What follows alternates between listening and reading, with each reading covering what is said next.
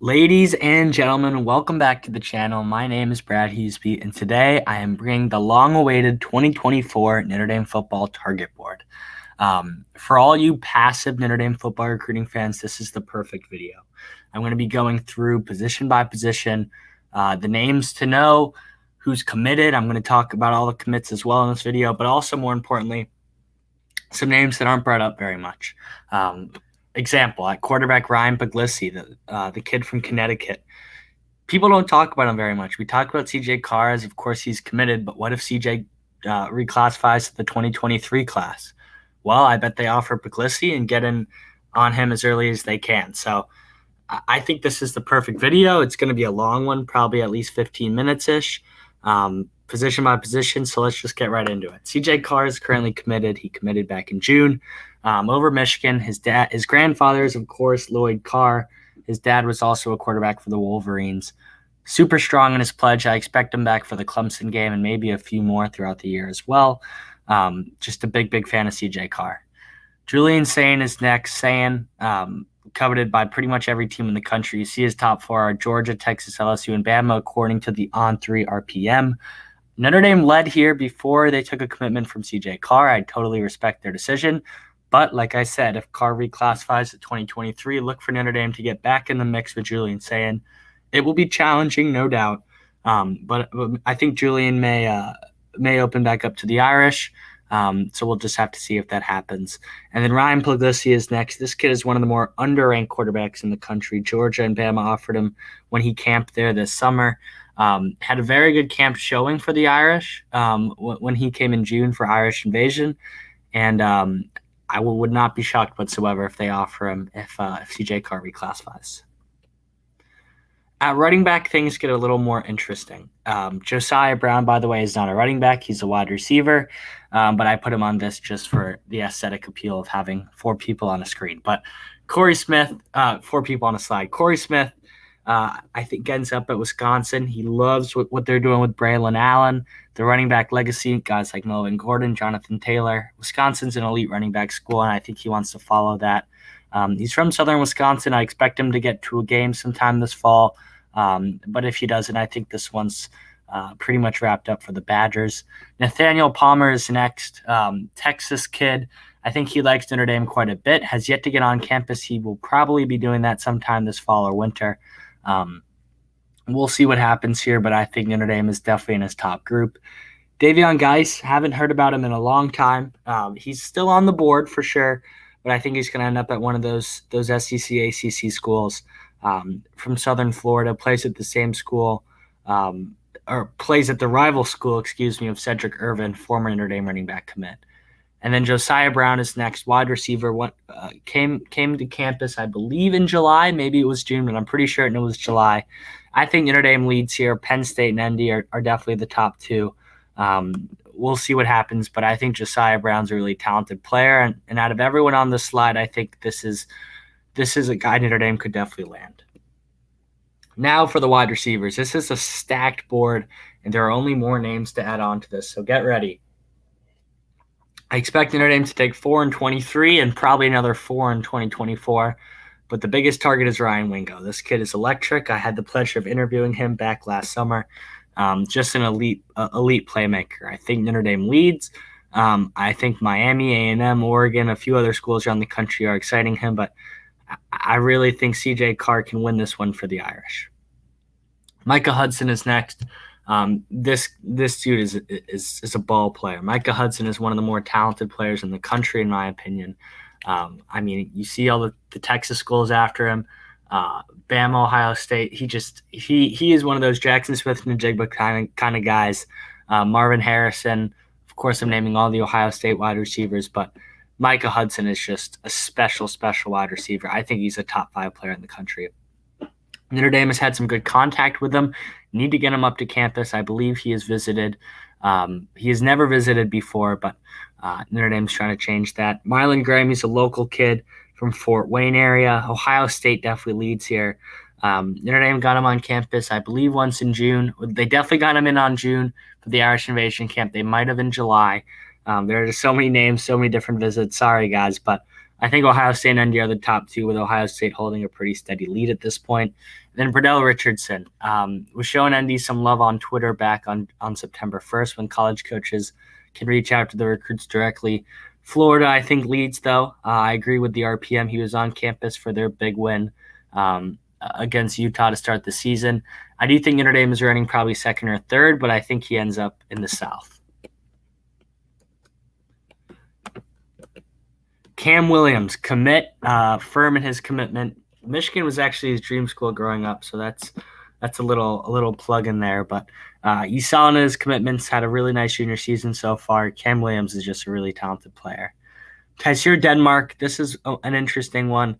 I think he likes a lot of schools right now. I don't think he likes one school more than another. I expect him to take some winter and fall visits. Notre Dame's hoping that one of those visits is to South Bend.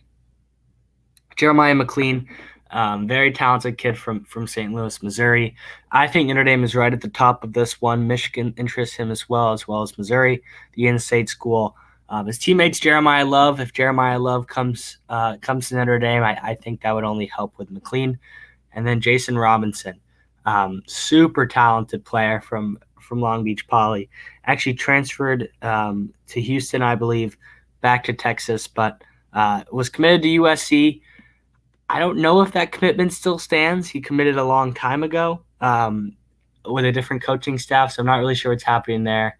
Was supposed to make it on campus, didn't end up making it over the summer, but if he can get back on campus sometime this fall or winter, watch out. The two tight ends to know, Jack Larson. I think Notre Dame only takes one tight end in this 2024 class, and it might just be Jack Larson. Maybe they'll take two. You never know. And Brady Pricksorn is the other one. Those four schools are probably his top four schools, honestly. I definitely think he stays in the Midwest. Super talented players. You can see top 65 national according to the On3 consensus. CJ Carr's been working here. We'll see what happens. And then pretty much the two offensive linemen that are really top targets are Gearby Lambert. I think Notre Dame leads by a good margin there. Teammates with Boboco Traore. He's ranked 12th nationally. This is kind of a Charles Shaggy Show recruitment, a quieter kid. And then Peter Jones, Notre Dame commit, fully locked in.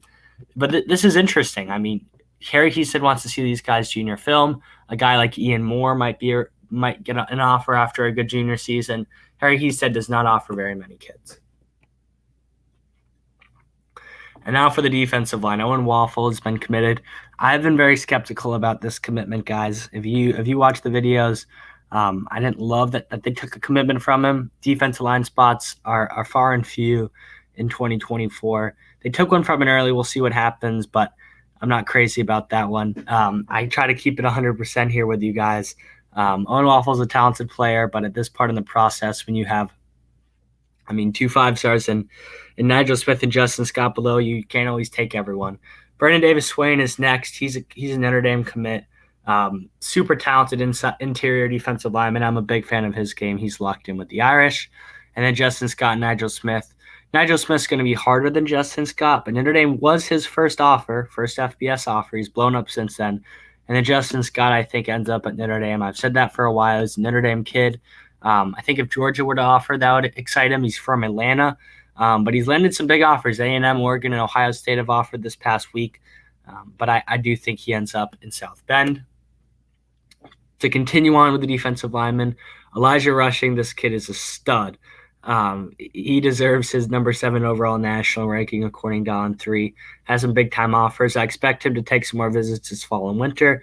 Those top schools are probably not his top schools, with the exception of Oregon and Notre Dame. TJ Lindsey, Arkansas and ND are in his top group. This is a big kid. This kid has some big potential. I'm a big fan of his game. As an interior guy, he reminds me of Brennan Vernon a lot. I think he's a take all day. I like his game a lot. We'll just have to see what happens.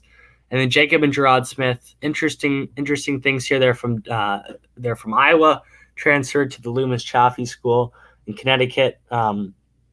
Kentucky did lead for both. I believe they had a family connection there, but that has since changed. I'm not really sure if these guys are takes. I wouldn't take them personally because I think they're going to come in a package. But both of them are definitely very interested in Notre Dame. And then to end it with the defensive linemen, Gabriel Williams, Marquise Lightfoot, and Jay Sean Ross. Jay Sean Ross is people don't know about him as much as they should. This is a talented kid. He's a little undersized at 6'2", but he's athletic as all get out. I expect him on campus sometime this fall. Marquise Lightfoot wanted to get to campus. I believe he actually did make it up to South Bend at the end of July, right before the dead period ended. I know he wanted to. He likes Notre Dame a great deal, and they're definitely his top school, I think, right now. Then Gabriel Williams just transferred to a smaller school in D.C., St. Vincent Pallotti. He was at St. Francis Academy. I think those top schools are fair. I think he likes Michigan a lot too. Really liked his time in South Bend. We'll see if he ends up as a take or not. And then our Darius Hayes, it's kind of that Viper edge type guy. This kid's talented for sure. I'm a big fan of his game. Florida's his dream school. I think he ends up at Florida. But I do think Notre Dame's probably running second there. He has a great deal of interest in the Irish. For the linebackers, I believe I just have one slide for linebackers. Emmett Mosley too. But Garrett Stover, I think, ends up a Buckeye. His brother's playing there. His brother made some big plays for the Buckeyes when they played Notre Dame in week 1.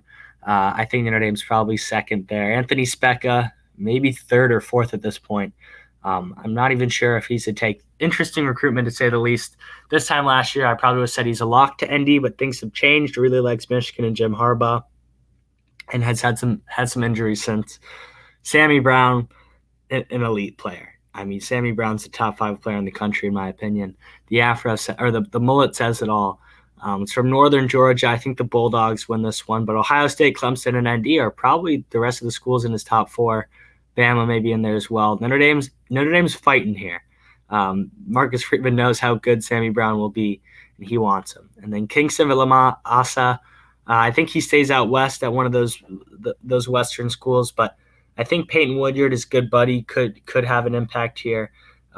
Woodyard, of course, is pretty much down to Notre Dame and Ohio State, with USC looming.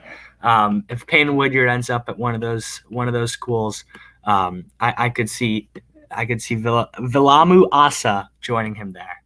And now to the linebackers and corners. I'll start with Emmett Mosley, the only linebacker on this board. Parents both played soccer at ND. Mom soccer, dad football. Goes to a Notre Dame feeder school in Santa Margarita Catholic, in a wealthy suburb of LA. I think this one's all Notre Dame. I wouldn't be shocked if he commits by the end of the calendar year. We'll just have to see, but I do expect him back on campus as well sometime this fall. Aaron Scott, down in Notre Dame and Ohio State, as the RPM says. I mean, talented kid, just under 6 foot corner. Visited at the end of July. Also visited Columbus for their game against Notre Dame. I think he ends up a Buckeye, but Notre Dame's definitely gonna keep fighting there.